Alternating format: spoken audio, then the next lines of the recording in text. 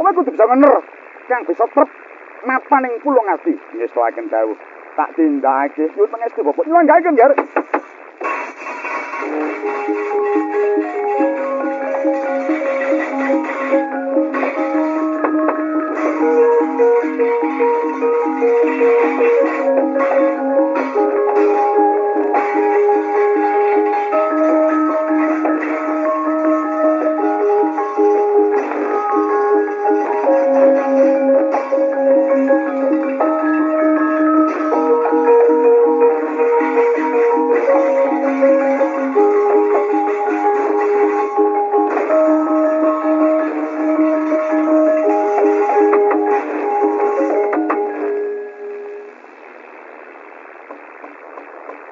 Jagat Dewa Bathara ora jagat pramudita. Teka nyalane temen wewangunan iki. Lan teka nyalane temen sesawangan iki. Dening sekawit padha nyuwangkat endong jemparing nglepasi gaman marang aku. Manging katon eyang sengkuni ngumbulake gendera putih lan kabeh para prawira saka ing ndulur itu seleh gegaman. Apa pancen duwe karep nungkul marang aku. Anakku ngger anakku Abimanyu bocah bagus. Bocah bagus Abimanyu. Larane nggonmu Bantayuda kula pun ingkang merpeki ngger.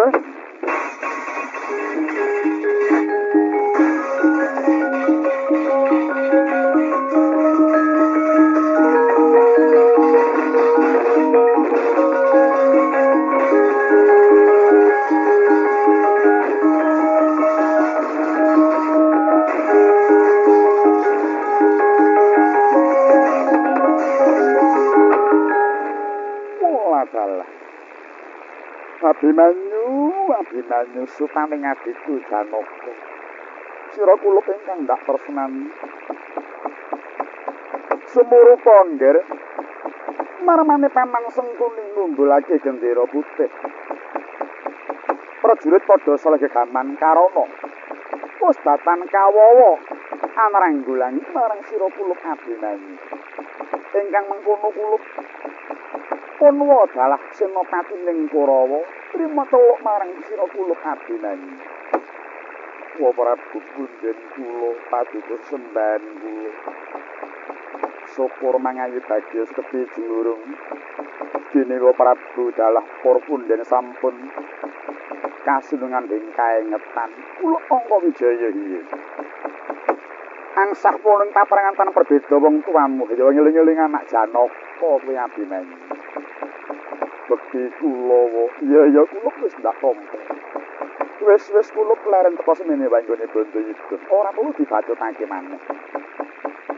Kawula nuwun inggih bilih Wa Prabu sampun teluk. Mestinipun senopati ning perang dados pawananipun Abimanyu. Ya pancen kudune mengkono Abimanyu. Katalika kaya mangkono. Sang Abimanyu datan hanggrahita lampun to denapus krama dening sandi upayaning mungsuh. Katingaken penggenyong rangkul Nalendra Ngawangga dhateng lungayangne Sang Abimanyu. Mulat Sang Tirtanata saking wingking ingkang sampun masang langkap sinandhangan warastra Dedya. Dasaripun Sang Tirtanata sampun kaloka ing bab titising panjemparing. Ing mangke diwis katolena Sang Abimanyu. Ya kalapasaken punang pusaka. Jemepret malah ing geger nganti butul tekan pulo ngati dadi dalah kalenggak Sang Abimanyu.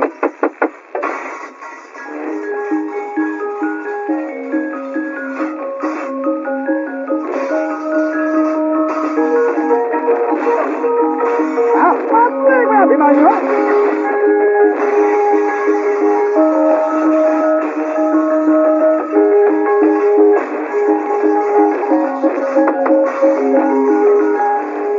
Surem tiang koro kincin nirmanguswa kang layon dan nyoilang memanis wadananira landhut kumaku cemrahnya maratane marang salirane ipun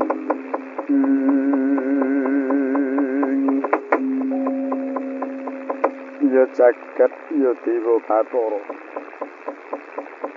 ora nyono orang legya menawa aku kena panikating mungsuh kena sandi apus karamaning mungsuh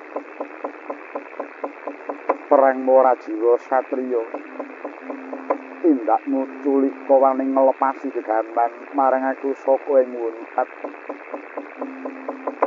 Kurawa wis dadi anteping tekad ing Abhimanyu muga dadi pepeling lan katuladan anggon kulina ing kawas kadan aja nganti gampang karimuk dening mungsuh kurang lega rasane ngati lamun durung bisa nugel guluning Duryudana dina iki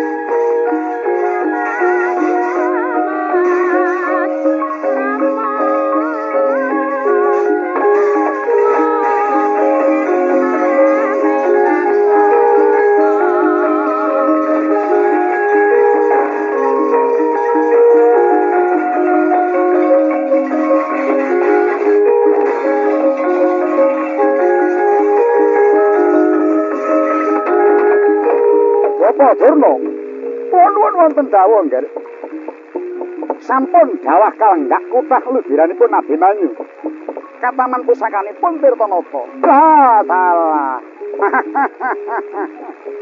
Oh, aku mongso ngerti ya marang sandi upayaning Senopati Kurawa. Anak Prabu Adipati, nuwun kula. Apa Kakang Penemban? Kemuli parentahna lan para Wadyabala. Kinang padha ngurut kegaman marang Sang Abhimanyu. Dikrocok gaman, kurang ngger kabeh wae ngrocok gaman Abhimanyu ngger.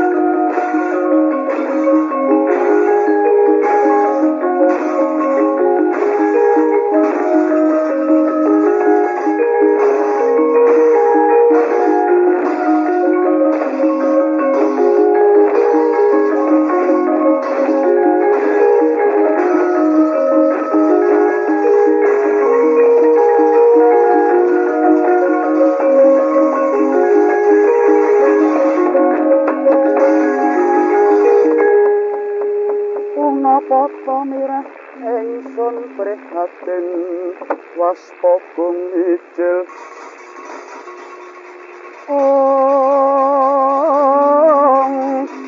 tubuh dahatan pokaryo sengkang rinemekan Gusti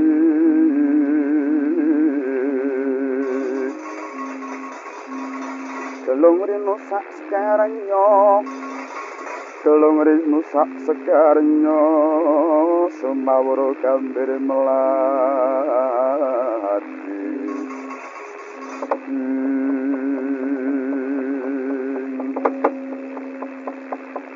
Kapaing gegaman ingkang tumanduk dhateng Sang Abimanyu maewewu cacahe nglumpuk mring hangganing Sang Abimanyu nadyan mangkono katingal tasih marampat lumampah Sang Abimanyu lamun Cinandra panyayah landhak kekirek candraning Sang Angkawijaya wekah Ludira daleran pemadyaning salira nanging kira ing kahanan sanadyan sampun harang kranjang tatune parandene Sang Prawira ing Laga nenggih Raden Abimanyu tasih jejeg kang dadi adegi kating atase sumringah buayane mancorong kang dadi netrane tasih gandang kang dadi sesimbari taksih ketingal malang-malang dadane ing cipta datang niat mundur sapecak lamun to dereng pegat kang dadi yet maning saranduling hangga sampun kutah Ludira lapet saking kathah ing gedamel ingkang sampun tumama jemparing naratas kuping Candrasa nancep ana ing dada limpung marawasa ana ing lambung tundak hanyewek pundak pasur pating baleber dumawah wonten ing pusar Trisula kang mayuta-yuta pindha jawah riris kathah ing gedamel ingkang tumama Semarang Sang Abimanyu nanging yekti dhateng rinaos dening Sang Pekik malah ing cipta namung rumaos suka gembira dening mangke saged dados tamenging alamening Baratayuda Jaya binangun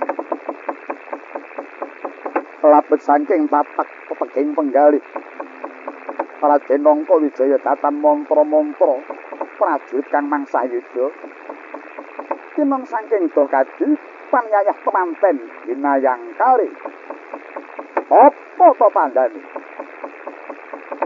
dedoring jemparing kang maneka warni awur kelawan kuwatanging tumbak ingkang tumancep ing nganggo lamun Cinandra panyayah sekar rengganing kembar mayang Ludira daleweran hanya lesih hangganing Sang Abimanyu lamun to Cinandra panyayah beboreh lulur penganten midodareni marus datan hanggon warus nanging malah ngapura sumebak hangambar harum hanya bekti jroning paperangan nganti semundul ing antariksa sawaneh wonten Candrasa ingkang nyrempet lambunging Sang Pekik ngantos brodol kang dadi jaringaning Sang Abimanyu khusus ngalewer sinampirake ing warangka kalebetake wonten ing ukiran ing curiga tinong saking Mandrawa panyayah poncan ing sekar hageming panganten kang dengar sawinisida tempranging pejang lawan tameng kumencelanging bedama tetawuran war lan swara kreta tinabrak marang kreta pindha swaraning gamelan Lokananta ingkang muni lancaran kodhok ngorek kinarya mahargya marang Sang Bagus Angkawijaya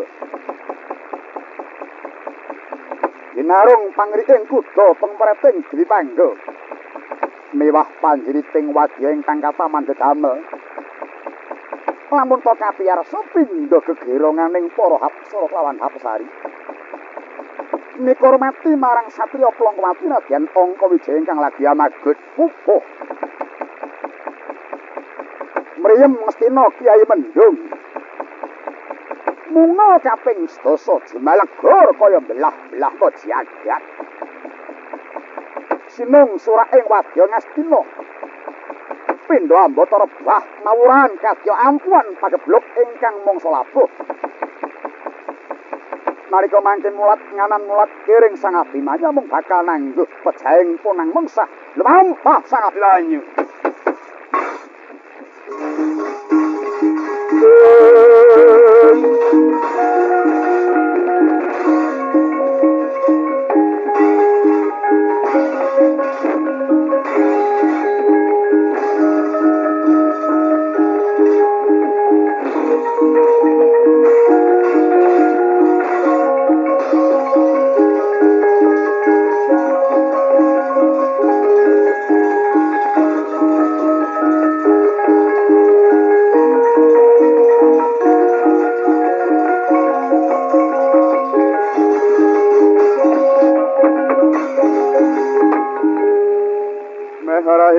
semu bangi wangaruna kadinetraning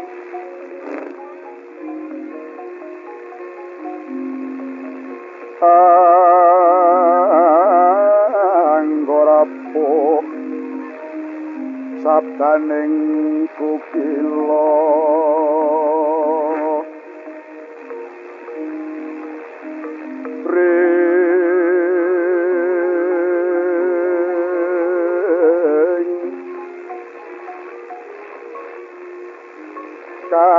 kanikoro saketar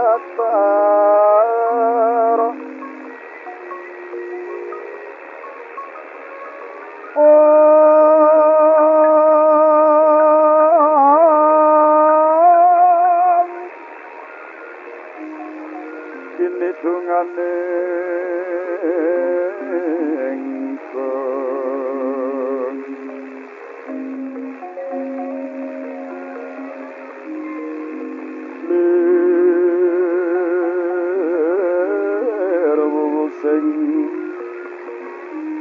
panco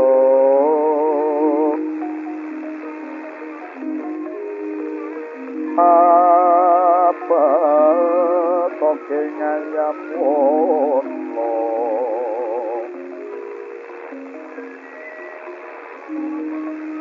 marak mangumuh pagakan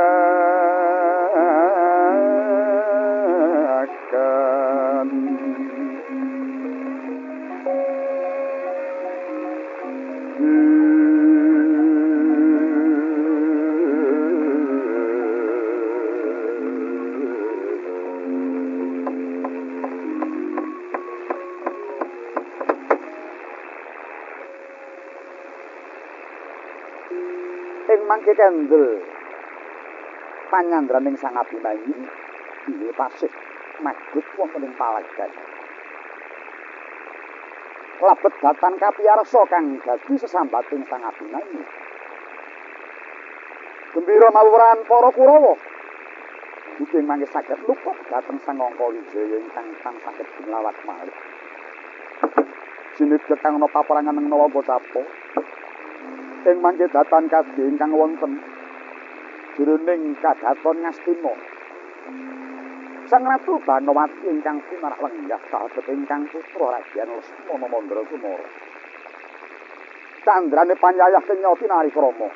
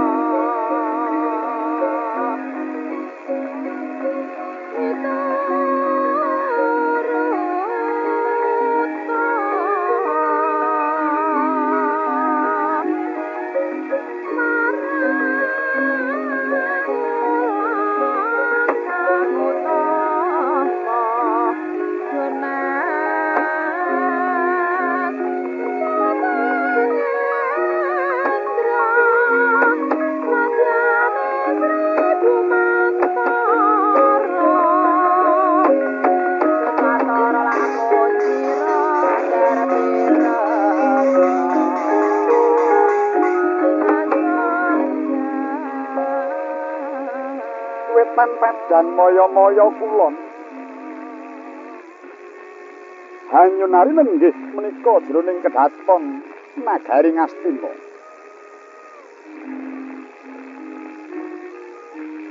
Kadhaton ngangkuraken petamanan kang asri renggane. Katitik wonten Balumbang wening Ponang Tirta pinangka pangsanganing para mina. Katingamu jair samya kekenjer. Ulam tawis lumampahan jiwat kenes. Iwak tombro ngombro-ombro waderban ingkang kumambang sumimpang ana dhuwuring watu karang. Datang kang pun kajengepan ulam mas. Kanan kiringing Balumbang. Kataneman sekarang kang amonco warni. Lampun tinuju mekar kembange carut kelawan kembang putih kaselan kembang biru. Ana tetungguli kembang kang apulas kuning kembang abang carupang kembangan dadi semawana wungu. Kadasaran suburing gegodhongan kang ijuru-yuru hakarya sengseme kang isa menyumyat. Kuat gurda ingkang rembuyung rene hangayomi kang mapan ing petamanan. Ingkang mulet ing pangelunging gadung malengkung ing manglung Balumbang. Lamun babar sekar ketila bisa nyebarake ganda marabu arum.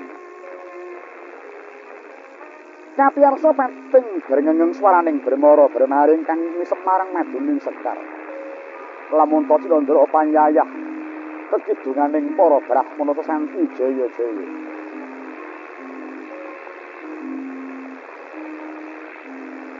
Nenggih mangke sinten ingkang pareng lenggah wonten jroning kedhaton. Mancorong pasren sak tebok jembari. Panenggih Prameswarinata putri saking Mandaraka. Sang Ratu Danawati sesilih. Paringi copi marak lenggah. Kadhep lawan ingkang putra pambayuning Prabu Duryudana nenggih Raden Lesmana Mandrakumara.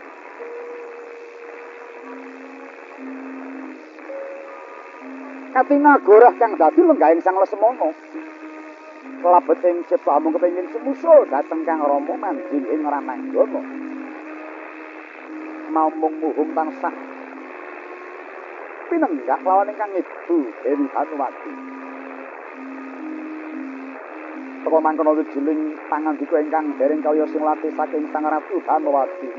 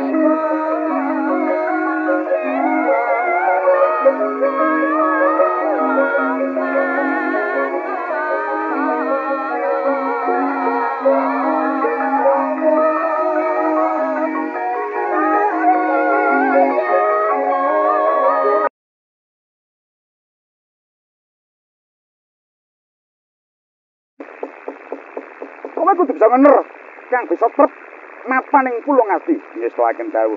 tak tindakake. Nyuwun pangestu Bapak. Nyuwun gawe Ngger.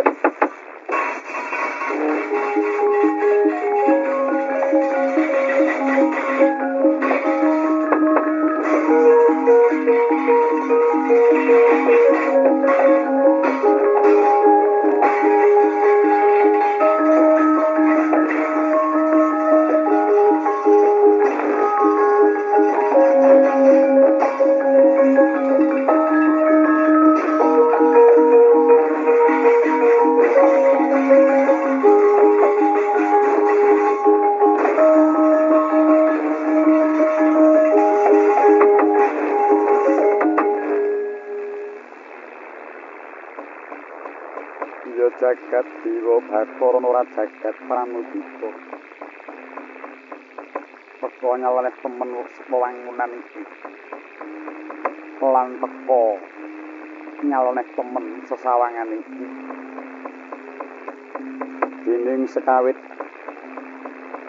padha nyuwangkat endong jemparing nglepasi gaman marang aku. Manging katon Eyang Sengkuni ngumbulake gendera putih lan kabeh para prawira saka ing ndulur itu seleh gegaman. Apa pancen duwe karep nungkul marang aku? Anakku ngger anakku Abimanyu bocah bagus. Bocah bagus Abimanyu. Larane nggon Bandayuda kula pun wae ingkang merpeki ngger.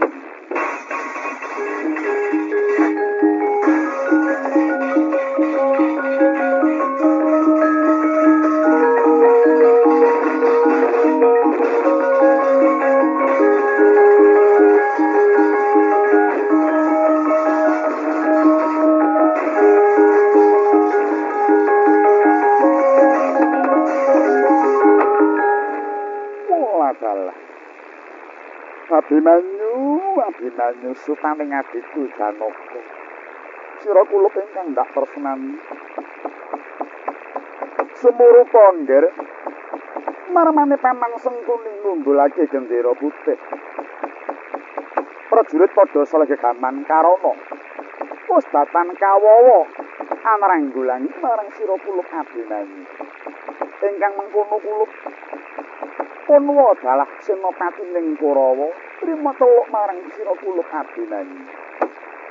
Wa Prabu Punden kula paduka sembahan kula. Syukur mangayu bagyos kedhi jumurung.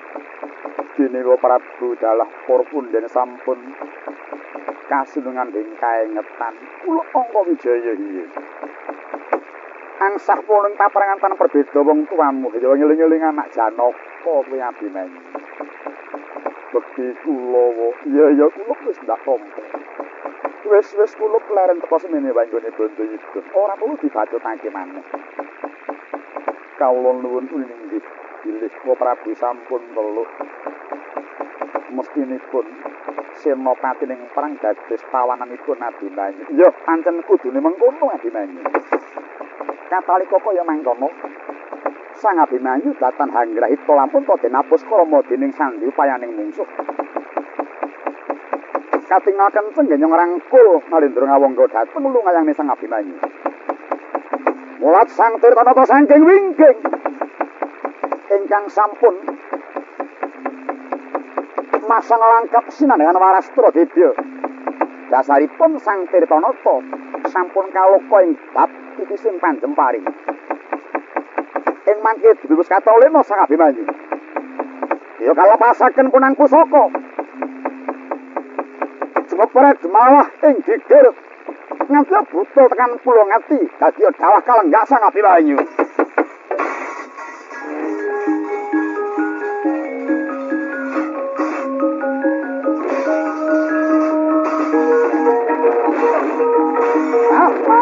Abimanyu.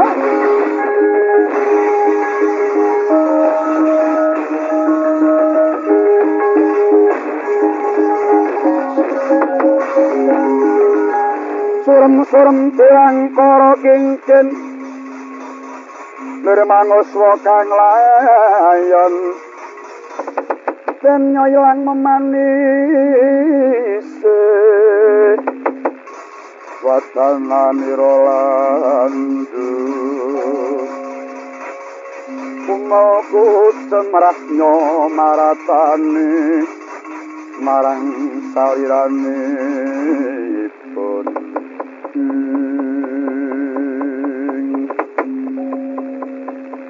ya jagat ya dewa Bathara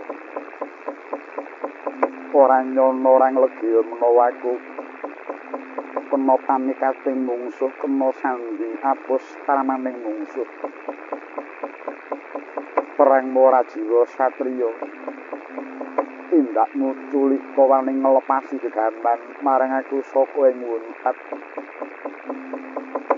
Kurawa wis dadi anteping tekate ngabdi manyu muga dadi pepeling lan katuladan anggon kulino ing kawas kadan aja nganti gampang karimuk dening mungsuh kurang lega rasane ngati lamun durung bisa nugel guluning Duryudana dina iki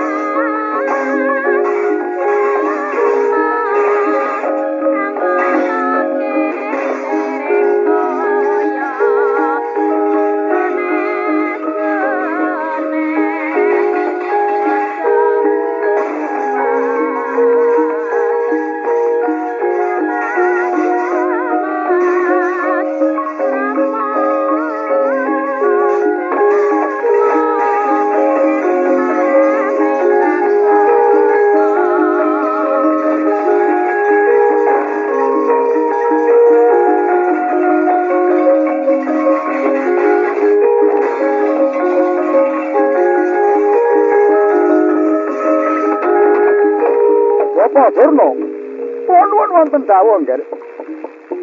Sampun dawah kalenggak kuthah lubiranipun Abimanyu. Kataman pusakanipun Tirtanata. Salah. Oh, aku mangsa ngerti ya marang sandi upayaning Senopati Kurawa. Anak Prabu Adipati, nuwun kula. Apa Kakang Penemban? Kemuli parentah mohon para Wadyabala. Kinen padha ngurut kegaman marang Sang Abimanyu. Dikrocok gaman, Kurawa ngger kabeh wayu ngrocok gaman Abimanyu ngger.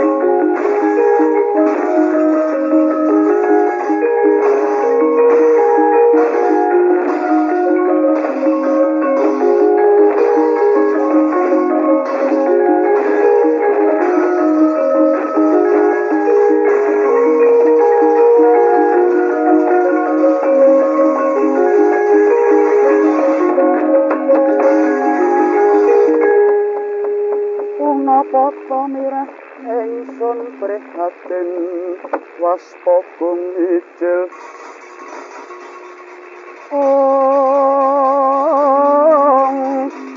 tubuh dahatan pokaryo sengkang rinemekan Gusti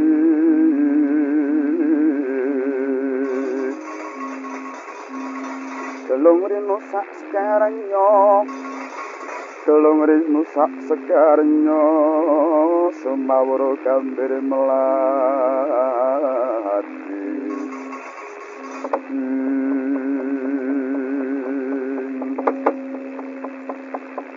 Kataing gegaman ingkang tumanduk dhateng Sang Abimanyu maewewu cacahe nglumpuk mring hangganing Sang Abimanyu nadyan mangkono katingal tasih marambat lumampah Sang Abimanyu lamun Cinandra panyayah landhak kekirek candraning Sang Angkawijaya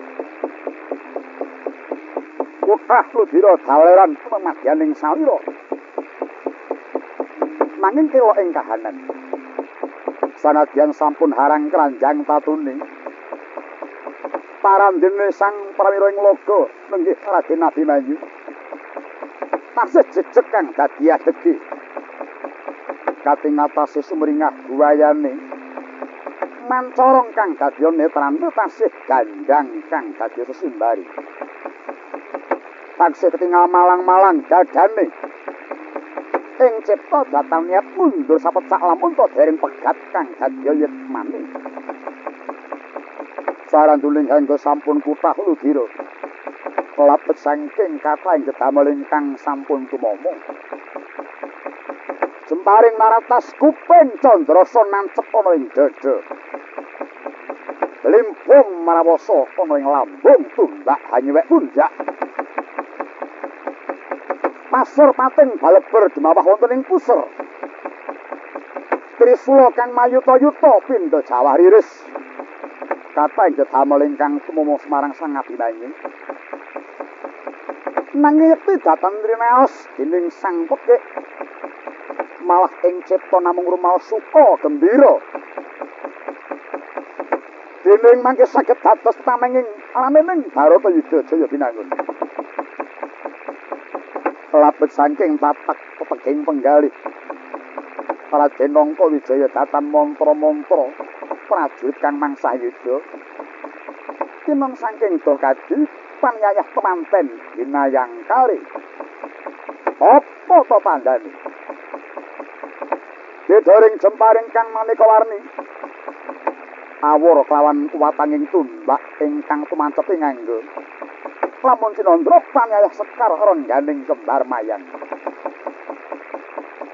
Ludira daleweran hanya lesih hangganing Sang Abimanyu lamun to Cinandra panyayah beboreh lulur penganten midodareni marus datan hanggon warus nanging malah ngapura sumebak hangambar harum hanya bekti jroning paperangan nganti semundul ing antariksa sawaneh wonten Candrasa ingkang nyrempet lambunging Sang Pekik ngantos brodol kang dadi jaringaning Sang Abimanyu khusus ngalewer sinampirake ing warangka kalebetake wonten ing ukiran ing curiga tinong saking Mandrawa panyayah poncanuntening sekar hageming panganten kang dengar Sawinisida kempranging pedhang lawan tameng kumencelanging bedama tetawuran war lan swara kreta tinabrak marang kreta pindha swaraning gamelan Lokananta ingkang muni lancaran kodhok ngorek kinarya mahargya marang Sang Bagus Angkawijaya ginarung pangriting kuda pengpreting Dewi Pangga mewah panjriting wadya ingkang kataman dedamel lamun to kapiyarsa pindha gegeronganing para hapsara lawan hapsari nikurmati marang satriya Plongkowati nadyan Angkawijaya ingkang lagi amagut pupuh mriyem Ngastina Kyai Mendung munga kaping 12 jumalegor kaya belah-belah to jagat sinung suraing wadya Ngastina pindha ambata rebah mawuran kadya ampuan pagebluk ingkang mangsa labuh nalika mangke mulat nganan mulat kiring Sang Abimanyu mung bakal nangguh pejahing punang mengsah lumampah Sang Abimanyu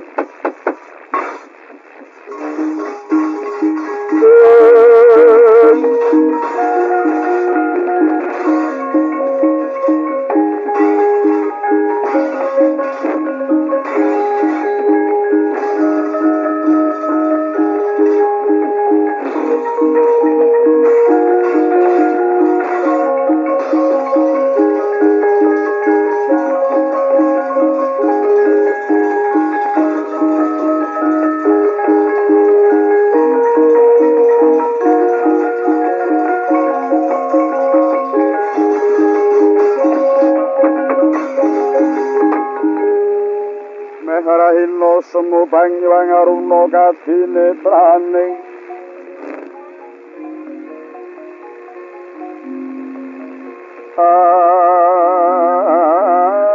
anggarapo sabdaning kukila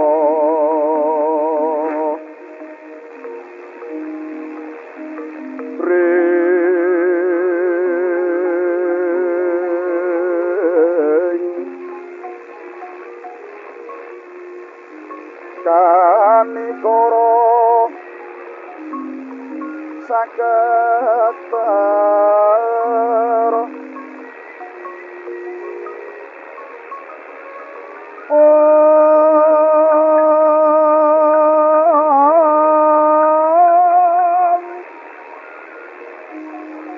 ini dungane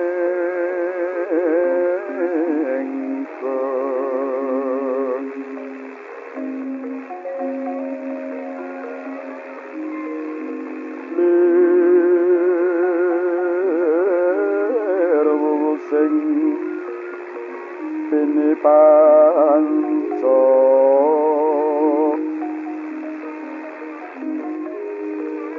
apa toke ngayam wono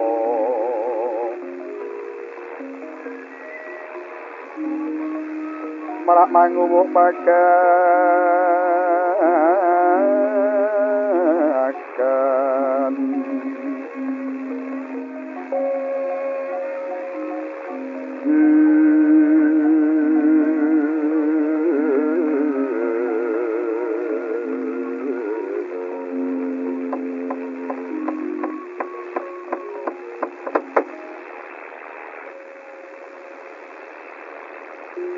ing mangke kendel panyandraning Sang Abimanyu inggih pasih magut wonten ing palagan labet datan kapiyarsa kang dadi sesambating Sang Abimanyu gembira mawuran para Kurawa ugi mangke saged luput dhateng Sang Angkawijaya ingkang tansah gedunglawat malih sinebut kang ana paperangan ing Nawa Bocapa ing mangke datan kadhe ingkang wonten jroning kadaton Ngastina Sang Ratu Banowati ingkang pinarak lenggah sahabat ingkang putra Raden Lesmana Mandra Sumara candrane panyayah kenya pinari krama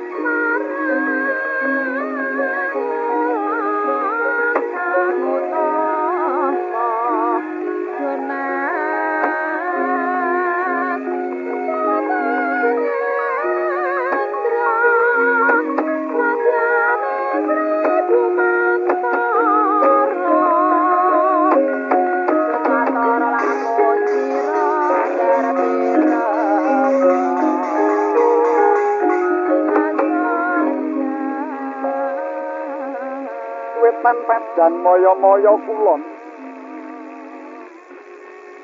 Hanyunari nenggih menika jroning kedhaton nagari Ngastina.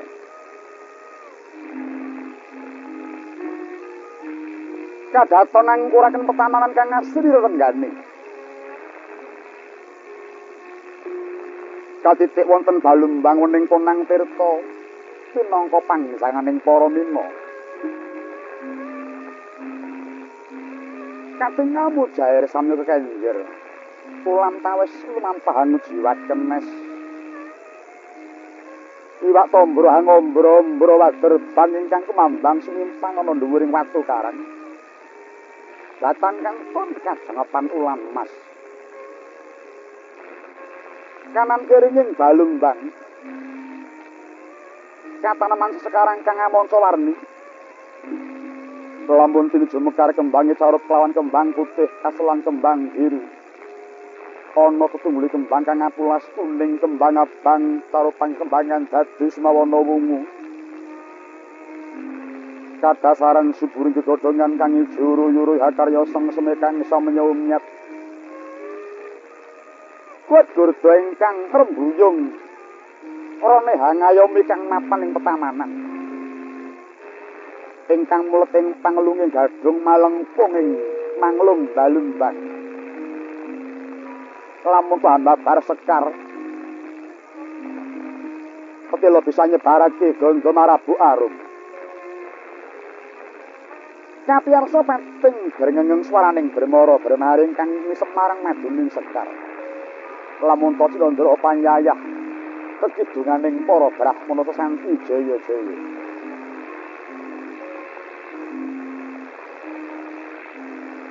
Nenggih mangke sinten ingkang pareng lenggah wonten jroning kedhaton. Mancorong pasren sak tebok jembari. Panenggih Prameswarinata putri saking Mandaraka. Sang Ratu Danawati sesilih. Paringi copi marak lenggah. Kadhep lawan ingkang putra pambayuning Prabu Duryudana nenggih Raden Lesmana Mandrakumara.